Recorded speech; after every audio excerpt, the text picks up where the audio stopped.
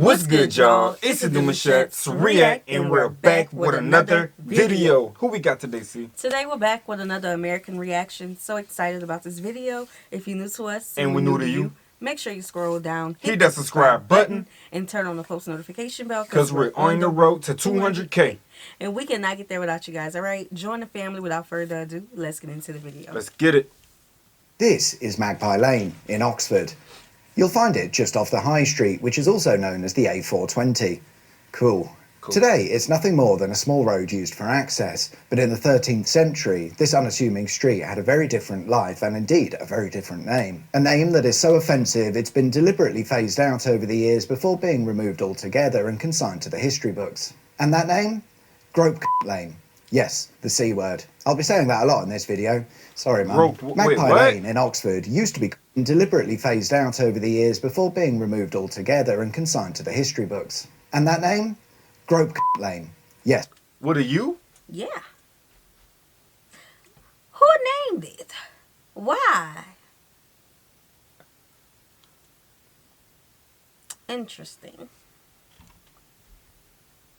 The C word. I'll be saying that a lot in this video. Sorry, Mum. Magpie Lane in Oxford used to be called Grope Lane, and as the name suggests, it might have been the place to go to if you wanted to, grope a... Yeah. No, really though. In the 1200s, roads were often given names that reflected their function, and this mainly worked by looking at what commodities were sold on any given road. It's given us street names like Silver Street, Brewer Street, and Fish Street, and of course, Grope Lane or Street. So what sort of activities could one get involved in at Grope Lane? Well, obviously it depends on how much cash you've got, but like I said, if you wanted to grope a...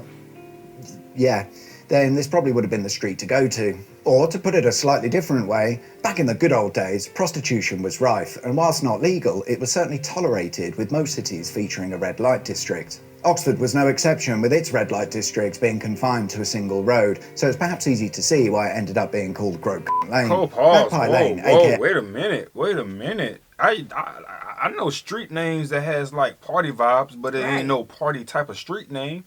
You get what I'm saying? It's like we got busy roads, but it's not saying, hey, this is a busy street. It's like, hey, hella traffic lane. You know what I'm saying? I mean, that was a different time. Now it makes me want to go see what the red district streets are named. Oh, crap. But he said this is the worst. Oh. Yeah. Y'all streets look like alleys to us. Yeah. They look like our alleys. This is real thin. I'm guessing that's like a one-way. Yeah, that was old, though. He said it's just for access now. Yeah. Yeah. Interesting. So y'all are creative.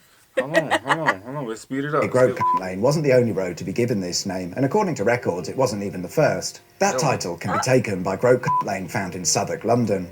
It was first recorded as existing in 1230, and whilst it's fair to say it or others may have existed before this time, that was the first time that anybody made a note of it.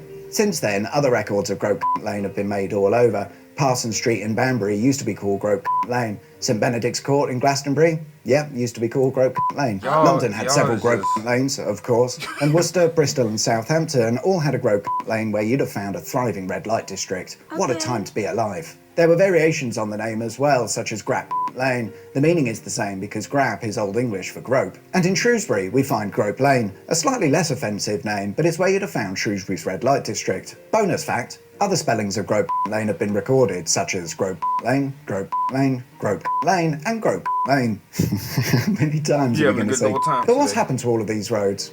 Well, the roads mostly still exist, but it turns out the word became quite offensive. It's hard to pinpoint when exactly, but the name grope seemed to start disappearing as early as the 14th century. Initially, it appears they used some of those more obscure spellings, but as time went on, the removal of the word seemed to become more of a priority. In a lot of situations, the name would be changed to Grope Lane, Grove Lane, or as is the case in York, Grape Lane. Don't get me wrong, you could still get your end away and all of that, it's just the roads had a fancy new name. A bit like a rebrand or something. It took a bit longer for some though, and it wouldn't be until the 17th century that Grope Lane in Oxford became known as Magpie Lane. It had another name change in the late 19th century to Grove Street. An interesting choice because the name Grove was a common replacement for Grope Lane back when they set about making that name change. I'm not sure if they realised the connection, but in 1927 they changed the name back to Magpie Lane. Eventually, all offensive variants of the name Grope were replaced, and if you're in a major town with a road or street named Grove or Grape, it's very likely that once upon a time this would have been the centre of prostitution for your I think Grove only. I feel like Grove is the only word that would have like not ring a bell of anything. Right. You know what I'm saying? It doesn't say, hey, this was once upon a time this and this and that. But all the other ones that try to replace it, I feel like Magpie Lane. Right. I feel like that one still holds some weight. Mm-hmm. It does. Because it's like, well, what is a magpie? You know, like when you're driving and getting directions, you're like, this is a weird name. Yeah. Now it's making me want to check all the names because I know of a Grove Street. So I'm like, what y'all was doing around here? I would hate to give directions. Right. Go down Grove Lane, you know? No, it's not that one. You got to say the other one. I ain't doing that See? one. See? I'm not saying that. Wait, what's the name of that street? Town. Maybe it still is. If you would be so kind as to hit the like and subscribe buttons, that would really help me out. I suspect YouTube are not going to let me monetize this video. Thank you very much to Mike for the idea behind this video. If you want to get in touch just like Mike did, then join us on the Facebook group. Search for Auto Shenanigans, join the group. It's that easy. Thanks for watching. See you next time. Yeah, that's it, man. Make sure you guys go check his channel out. I find that very interesting that they have that level of information on street names. Right. Yeah. Because it's just, you don't think about looking at the history of a street name. Nah, that's facts. I mean, you always see a street name and the name will hold weight by itself. Yes. Like somebody from history and somebody who did something pretty impactful for the environmental community or something like that. You know what I'm saying? Unless it's like a district, or like, a historic neighborhood, you'll look into that. But the actual, like a random street. You know? Interesting. Crazy word. All right, y'all. We hope you guys enjoyed this video with us. Be sure to subscribe. We'll see you soon. Peace.